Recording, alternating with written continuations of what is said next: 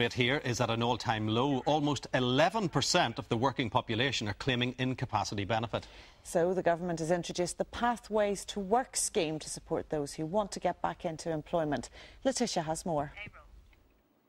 Catherine McElroy had been working as an internal audit assistant when she began suffering from degenerative discs and needed back surgery twice. She was on incapacity benefit and getting physiotherapy when she was contacted by a Pathways advisor from the Newry Jobs and Benefits Office. I applied for a job within the local area, Southdown Family Health Initiative, where I'm working now, promoting positive mental health. But the Pathways to Work programme helped me in the sense when I went for my first interview, my Pathways advisor literally sat down as you're sitting with me now and asked me about what I'd come through, about the condition that I was recovering from, and basically told me about the help that was there for me through the Pathways to Work programme to help me get back to work. What difference has it made to you getting back to work? It's brilliant. It means I'm not about the house anymore. I mean, my mental form had definitely deteriorated. It's helped my self-confidence, build self-esteem, got me back out and meeting people again. So everything's very positive. And your Pathways advisor is still in touch with you, isn't that right? I still have regular contact with Eileen, which is brilliant. It means, you don't just go on the programme and get forgotten about afterwards. There's very much a contact, continual contact. Catherine's boss is very impressed by the scheme.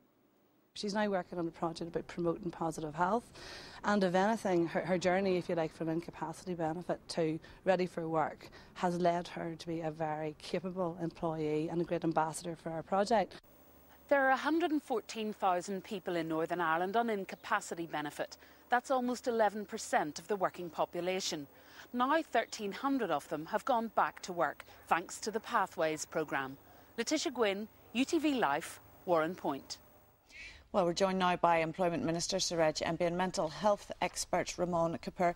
Surej, that was a great success story that Letitia featured, but the number of people in Northern Ireland who are on incapacity benefit is quite high. And is this the right way to ease them back into work?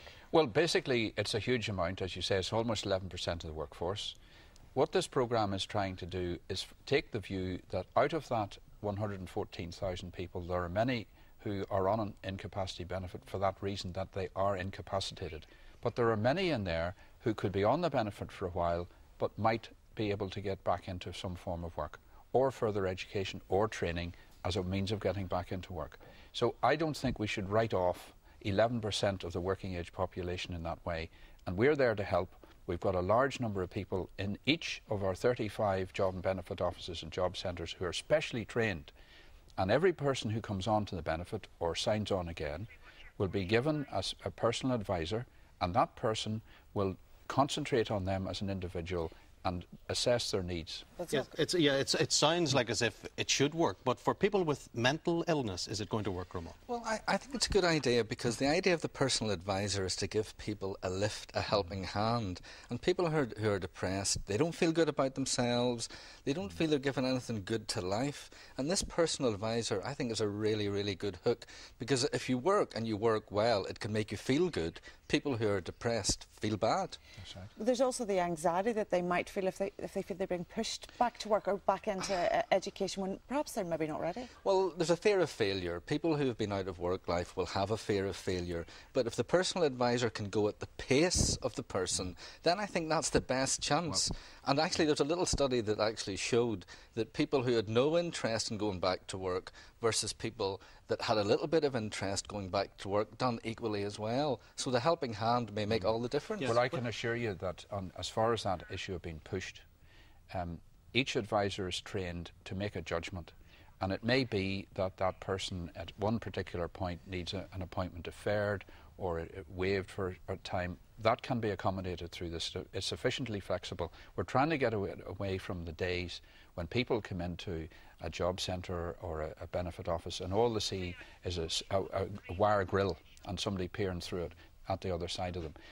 Many people, the best treatment very often for people who do have some mental disabilities is actual work. Yeah, I like the personal touch element of this. I think it's really good. But is there any element of it where you're targeting shirkers, people who won't work? Well, look, everybody asks that question because many of the viewers will say, well, out of 114,000 there have to be. I know somebody round the corner is this.